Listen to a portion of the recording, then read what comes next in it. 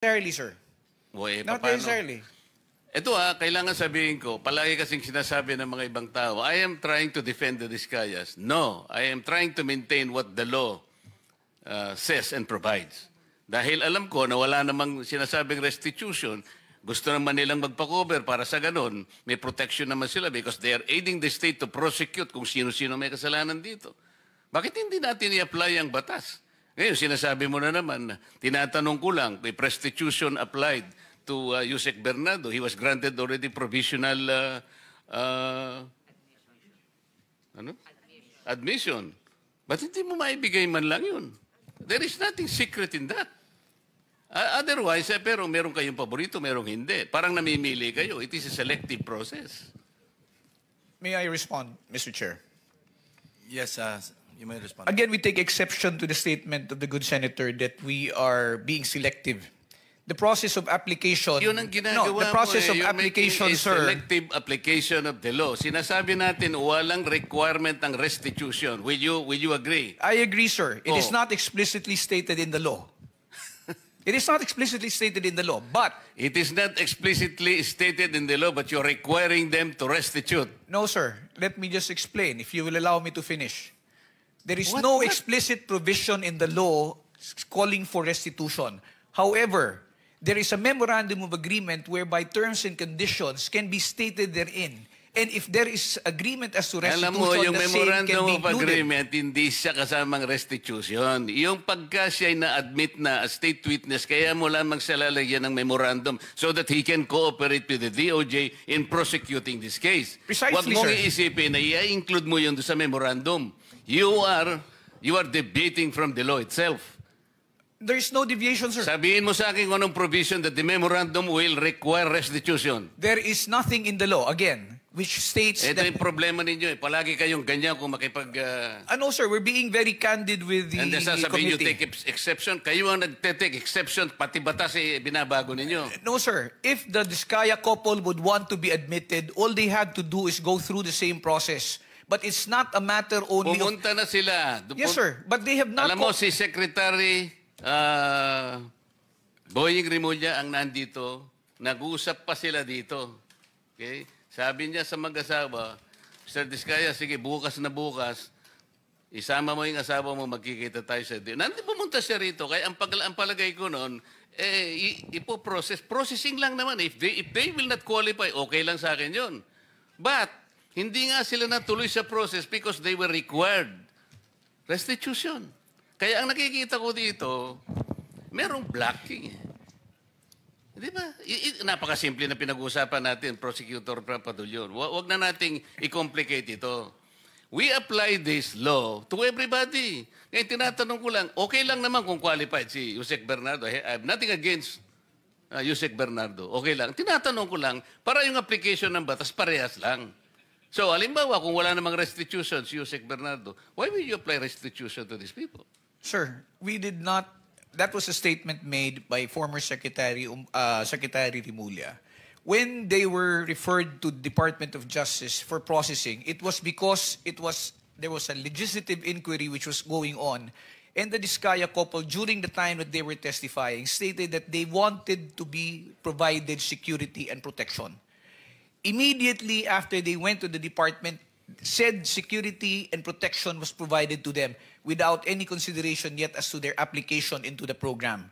The evaluation for purposes of being considered in the program is a different process which has not been completed. That is the reason why they have not yet been considered as possible state witnesses in the cases which are pending. It was never completed because you were insisting on restitution. Drop it. Para sa ganon, kung mag-a-apply sila at kung qualified sila, pagbigyan ninyo. Yun lang ang ano dyan. No, sir.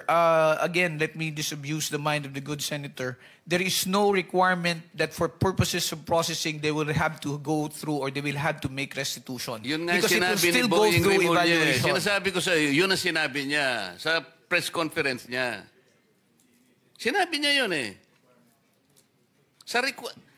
Alam mo, mag-a-apply lang eh, sinasabi ko. Kung ang restitution mangyayari at the end of, let's say, napakita talaga na meron silang pananagutan sa batas. Later on, restitution is talagang kailangan. Pero nag-a-apply lang yung tao eh. Kaya nga, Witness Protection and Benefit Program.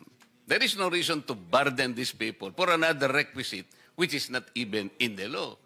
So kung qualified sila, i-process natin. Kung nag-qualify, salamat. Kung hindi sila nag-qualify, wala tayong magagawa. Mr. Chair, it is not as if the reason why they are not being processed is because of the restitution that you mentioned. The fact is... Prosek, ang sinasabi ko, hindi, yun ang naging unang dahilan kasi kaya siguro nabanggel ito. Maraming procedures dyan. Kaya lang, ang sinasabi ko, ang pinipilit kong ipaintindi sa'yo ay yun doon pa lang doon pa lang na-stop na sapagkat pinilit ni Secretary Boying, mag-restitute ka muna. Sabi ko, nawala na.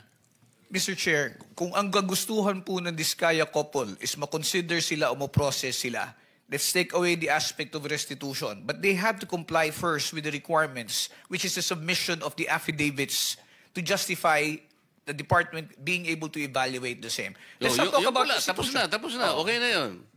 So wala nang restitution. Mr.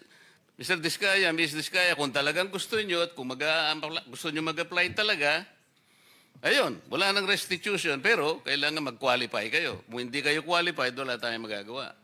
Mr. Chair, may I interject? The Vice Chairman is recognized. I just want to be clarified, PG Fadulyon.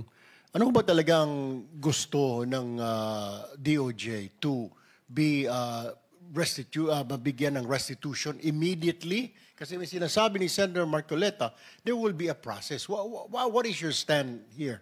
Sir, my position is this, if I may. Restitution, Senator Marcoleta is correct when he pointed out that restitution is not a requirement under the WPSB law. Okay. It is, as I said, it is not explicitly stated there. However, when the process of when the witness who applies to be admitted into the program is evaluated, and for example they qualify, their qualification is now subject of a memorandum of agreement between the department represented by the secretary and the applicant. Now, in the memorandum of agreement, there are terms and conditions that may be agreed upon or imposed by the parties. And restitution is part of them.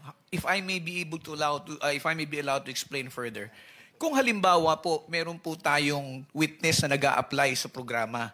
At sinasabi na nila, I am remorseful, ako po ay nagkamali, ako po ay nakakatanggap ng pera, naggaling sa nakaw o hindi sa matamang paraan, at ito po ay sosoli ko.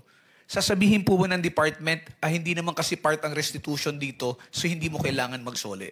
Kaya po yan inilalagay sa memorandum of agreement kung meron man, para lamang po masiguro din ng department na at least kung meron pong ill-gotten wealth, or if a person is unjustly enriched, monies will be returned back to the coffers of government.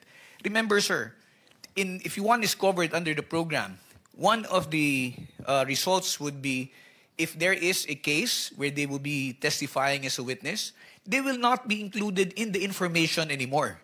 And if they're not included in the information, it means they have no criminal liability and forfeiture will not lie as against them.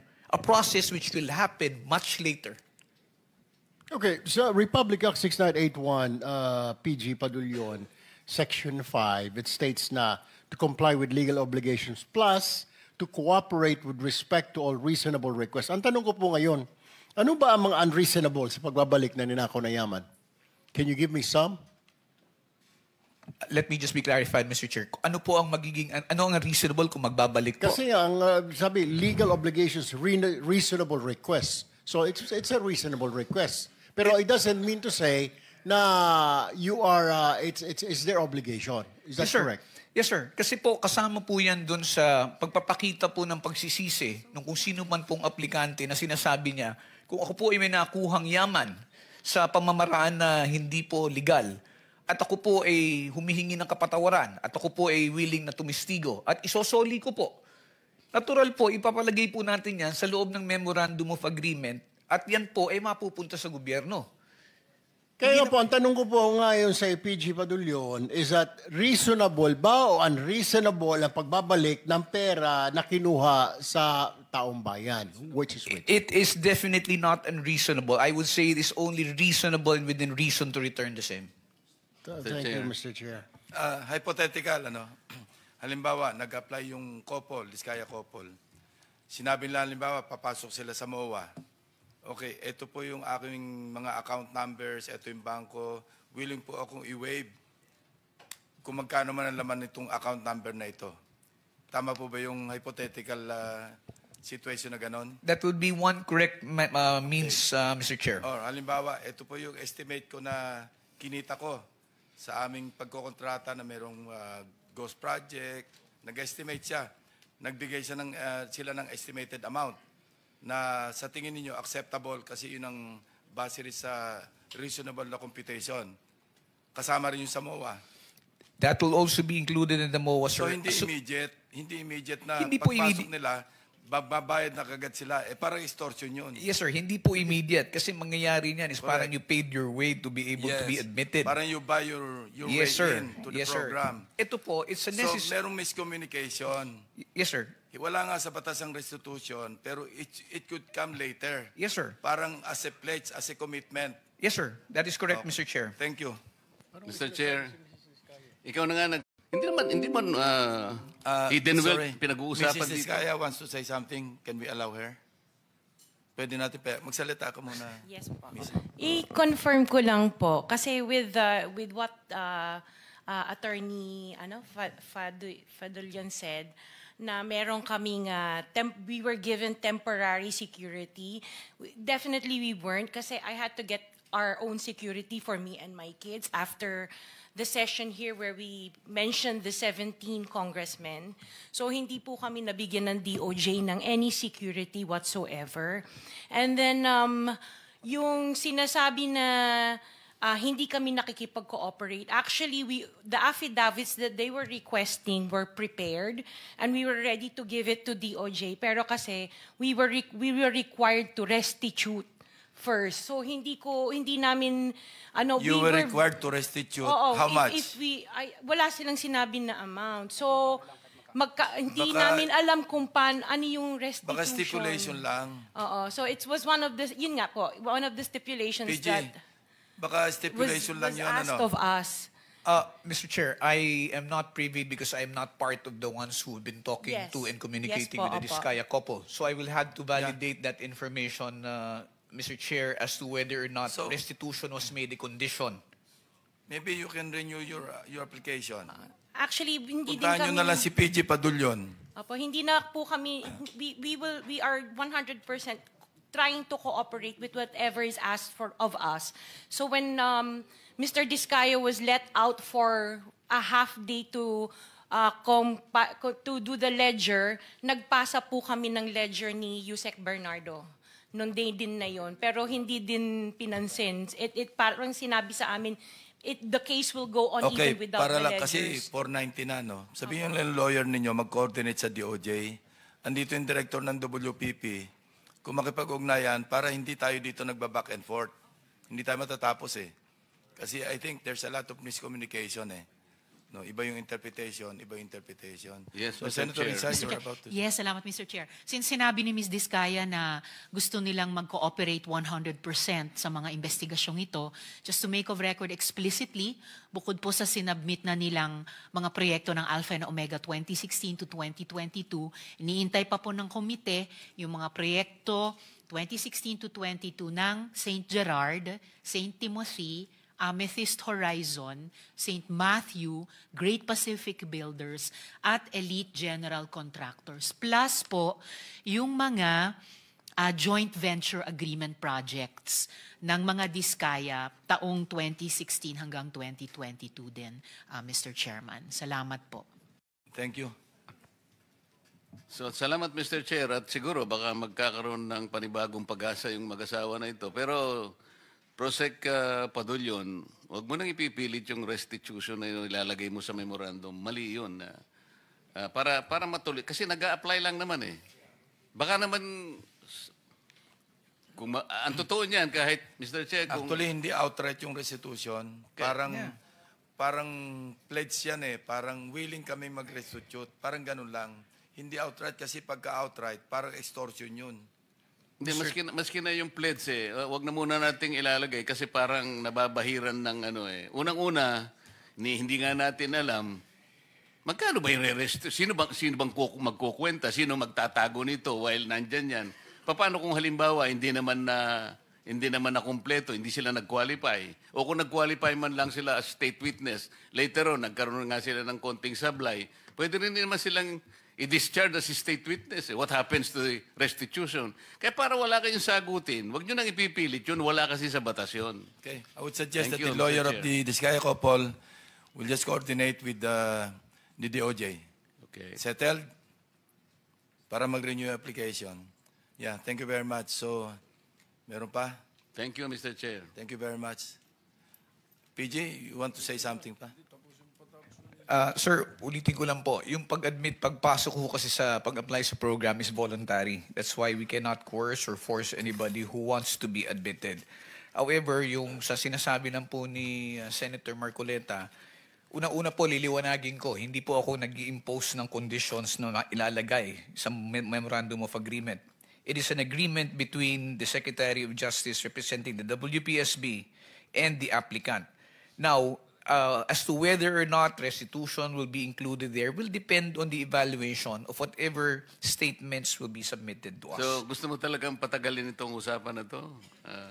Pinaliwanag ko lang, pinaliwanag ko lang ho, sir. Pinaliwanag ko lang ho. Okay, okay.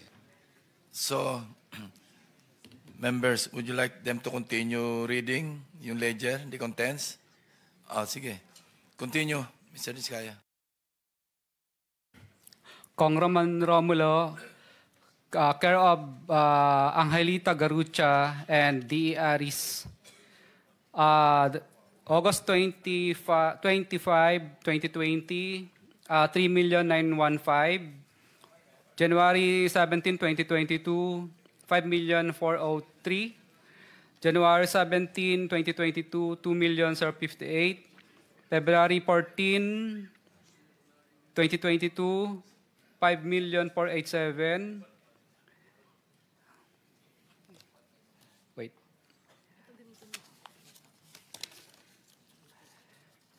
April 8, 2022, 2.6 million.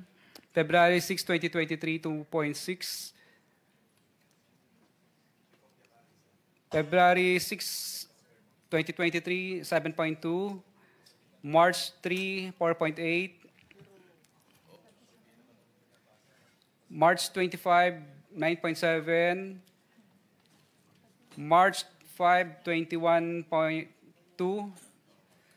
March 7, 7.077. May 30, 14,152. May 30, 14,699. Okay, Mr. Diskaya, ganito lang. Isabit nyo na lang yan. Kailan kayo pwedeng bumalik para kunin ang lahat? Papayagan uli kayo ni Senate President na lumabas ng Senado.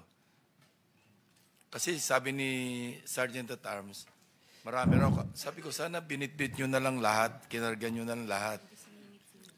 Your Honor, Sabi kung niya mabibigyan niyo po sana ako makawala sa detention ko. Yan nga, hindi. Kahit Sabi ko- gabi po, gagawin ko. Okay, papayagan ka namin uli. Susulat ako kay Senate President kung kailan. Pero kunin nyo na lahat, hindi nyo pabalik-balik. Gusto mo lang yata umuwi eh. Totoo po, kasi namimiss ko na po yung mga anak ko at saka Anyway, yung bahay po namin. Sige, Oho. gagawa ko ng sulat sa kanya. I-arrange na lang natin. Pakisapit mo na lang Your Honor, okay lang po ba? Banggitin ko na rin po yung iba pang mga pangalan na nandito Sige, na dapat babanggitin ko. Hindi ko lang po babanggitin yung mga Alright. presyo nila. Yung susunod po si Kong Marvin Rillo, Kong Dean Asistio, Kong Patrick Vargas, Kong Marivic Pilar, Kong Jojo Ang. Yun po muna partial. Mr. Chairman, just a quick intervention. Yes, Senator Wing. Narinig ko kanina yung kay Congressman Romulo, may mga pangalan kang binanggit ahead. Ano Yung po? mga pangalan nun? Kay D.E. Aris po yun, tsaka si D.E. Aristotle Ramos, at tsaka si Angelita Garucha dati. Engineer yun ang ng kausap DPWH. Yun ang kausap mo, hindi si Congressman Romulo. With ano po? Ang tawag doon sa ganun? With advice po. Yes. Pero wala kang diretso mo bang kausap si Congressman Romulo o itong dalawang tao ang kausap mo? Itong dalawang tao po na ito ang kausap ko With ano rin naman po ni Congressman yun. Paano mo alam kung with consent? Kadalasan po, hindi po kami nakakaranas ng hirap, hindi po na mutual terminate yung projects. For example, may mga projects din po kami sa First Metro na nung hindi po kami binasbasan, ay na mutual terminate lang po ang project na yun at nalipat po sa ibang mga license. Kasi mahirap po yun na merong kagaya kanina kay Yusek Bernardo na merong isang taong na may taong nasa gitna, hindi naman diretso sa kanya. Napakahirap na ganun yung sitwasyon dahil hindi diretso sa kanya. Observation ko lang, no, kasi base rin kanina sa nabanggit ni Mr. Bernardo. Thank you, Mr. Chairman. Mr. Chairman, singit ko lang din. So, Mr. Diskaya, may layer pa, ika nga, may tao. Na ito para kay congressman ganito. Pero sila ba mismo kumukuha o may tao? Tapos, nako-confirm ba na tatawagan mo yung mambabatas na, Sir, natanggap mo naman, baka mamaya, dinala lang sa bahay nung courier o nung tao? Kadalasan mo po, hindi naman po talaga harap sa kahit kaibigan mo na yung congressman, kahit na super friends na kayo, hindi naman po talaga siya harap sa'yo ng personal. Kumbaga, nagbibigay na lang po sila ng instruction. Kadalasan naman po talaga, ang inuutusan talaga nila, kung hindi yung chief of staff, DE, or kung sino pang pinagkakatiwalaan nila. So, yun po ang layers. Pero yung natanggap nila yung pera, tiwala ka na doon sa tao nila na di ba pwede makausap si Kong o may pinapirma ka ba? Ito, papirmahan mo na-receive, etc. Bawal po yun kasi paper trail po yun. So, ibig sabihin po, wala talaga. At talagang walang... So, tiwala na lang. Yes po. Mararamdaman mo lang naman po yun na talagang hindi ka binasbasan kapag pinahihirapan ka na. May pahirapan kang makakolekta, pahirapan ka sa lahat, o ano po mga klase ng bagay. Pag yan na po ang naramdaman mo, ibig sabihin, yung pera hindi nakarating. Pati sa collection siguro. Pag, yes po. Sa collection mo po, mobilization mo pa lang, mahihirapan ka na. Sa next partial collection, kahit siguro tapos mo na yung project, hindi ka pa rin makakasingil kasi hindi mo pa binibigay yung obligasyon. So yun lang ang mga senyales na natanggap nung sponsor mo o nung proponent na yung binigay mo na commission niya, natanggap niya, kaya mabilis pati hanggang sa collection. Yes po, Your Honor. At minsan po, pag nagkita po kami ng politiko na yon, minsan kadalasan po, nagkakaintindihan na po kami, hindi na kami nagtatanungan, Kong, natanggap mo na ba? Hindi na po yun. Kasi, ano na po, yung parang, alam niya na. Ibig sabihin, parang hindi siya umaangal. Di okay. So, senyasan na lang. Opo. Maraming salamat. Thank you, Mr. Chair. Mr. Chairman, before you suspend, just one question to Yusek Bernardo. I am in possession of some documents. Is it true that the DPWH owes the mother-in-law of Senator Grace Poe sa right-of-way? May I, Mr. President, ano po yung DPWH, may mga utang sa mother-in-law ni Grace Poe tungkol doon sa mga right-of-way. Malaki yung halaga. Ito yung listahan nyo. Parang may naaalala po ako during that time that they were following up some right-of-way claims. Sige. Mr. So, meron Chair, talaga. But sorry po, Mr. Chair, I'm not... Hindi nga ikaw, pero yung DPWH. Meron po. I remember po na merong mga parang Quezon City po yata yun if I'm not mistaken. Correct. Okay, thank you. I just wanted to clear that. Mr. Chair. Senator Risa. Salamat, Chair. Isang huling tanong din bago tayo mag-suspend para sa DPWH Region 7. Sino po ba ang nandirito? Sir Villa, tama po. Kayo pong Regional Director, ano po? So, Sir, tulad ng pagtanong ko kanina sa DNR, Cebu's flood control failed just when Cebu needed it the most. Kaya yung nananatili pong tanong na itutuloy kong itanong sa inyo sa susunod na hearing, why was the JICA DPWH Flood Control Master Plan buried or drowned back in 2017? Sinong tumanggi? Bakit tinalikuran yung planong iyon? And if you could answer or reflect on this together with itong huling tanong ko bago i-suspend ni Chair, tama po ba na yung QM Builders at Kirante Construction Corporation ang gumawa ng 1.9 billion peso flood control project, partikular sa Mananga River, dun po sa Talisay City, Cebu? Madam Chair, good afternoon, Mr. President. As to our information, the cause of the flooding is not merely about the issue on the flood control, but as what it was answered already by the DNR. So, as to the question of if that specific amount of projects being considered for the two contractors, I still have not the exact project that was damaged or that was implemented in that area.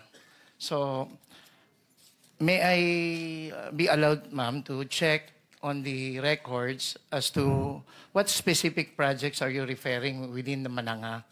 Is it the damage or the constructed one?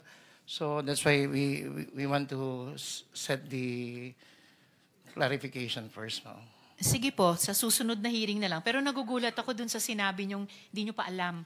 Kasi dun pa lang sa isang Rappler article, andun na po yung top 5 flood control contractors at itong dalawang itinanong ko sa inyo ay nasa top of the list. Madam Chair, we did have the still in investigation inventory of the damaged flood control within Mananga.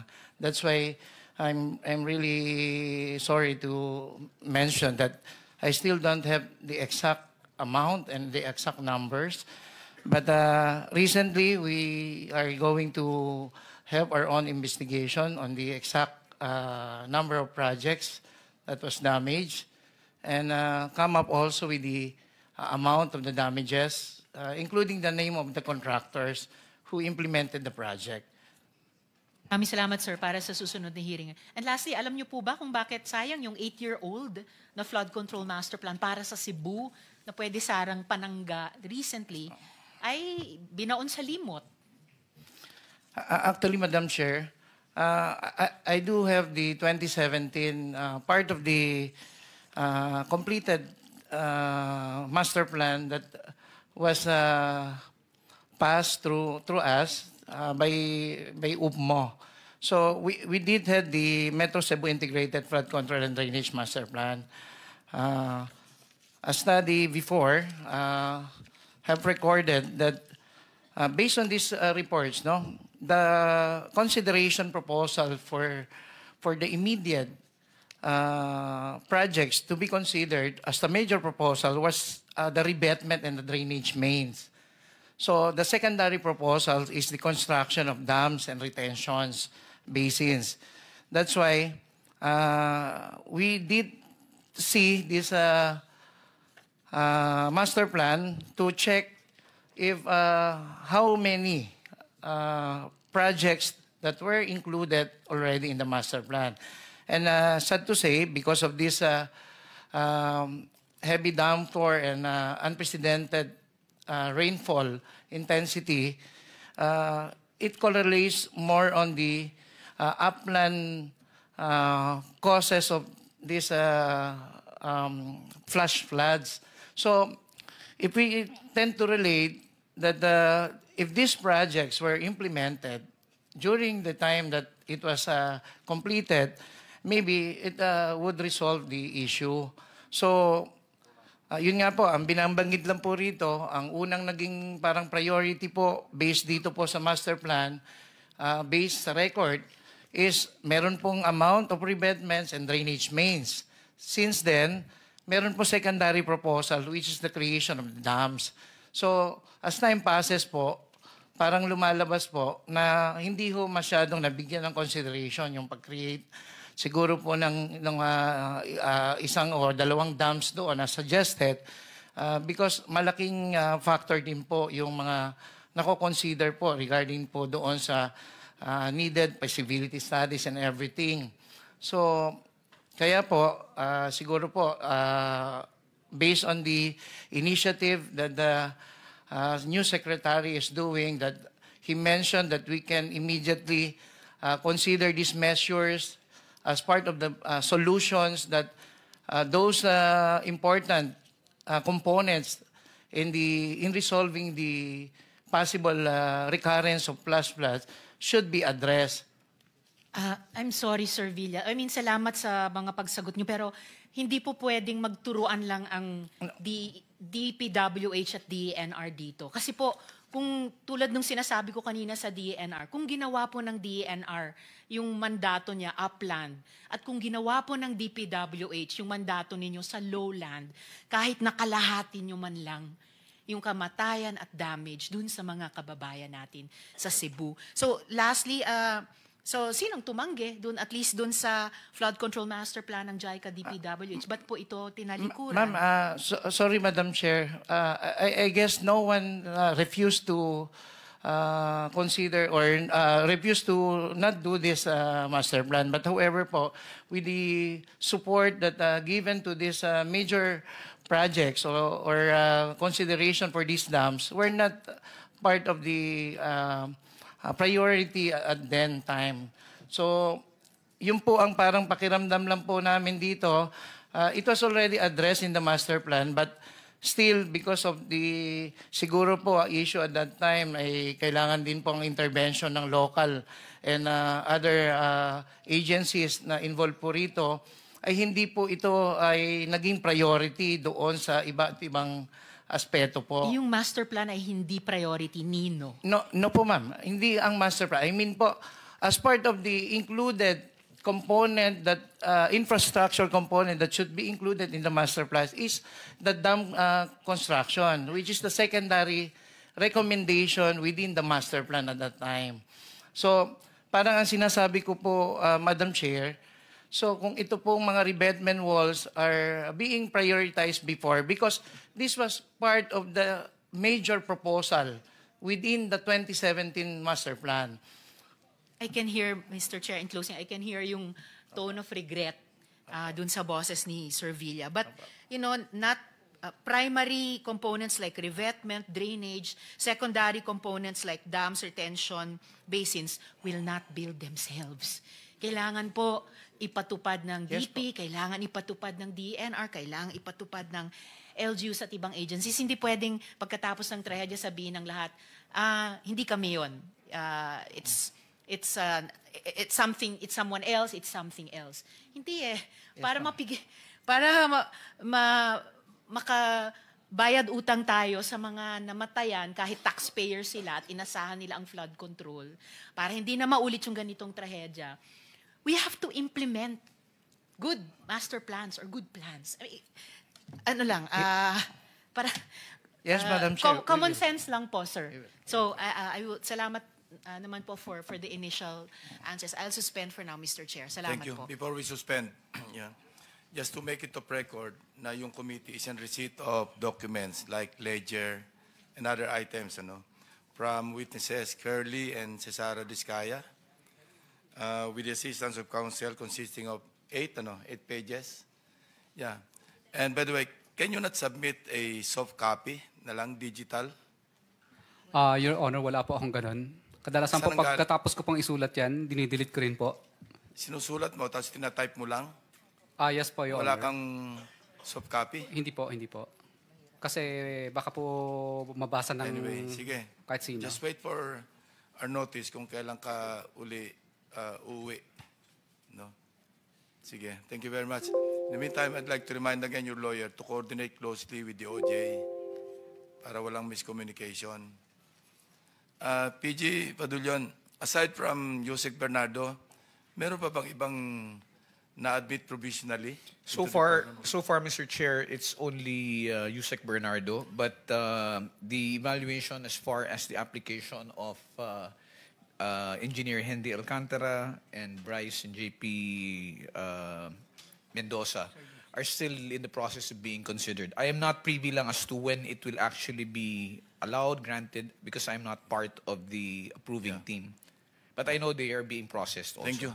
Thank you, sir. Thank you for the information. So with that, the hearing is suspended until further notice. Thank you very much and good afternoon.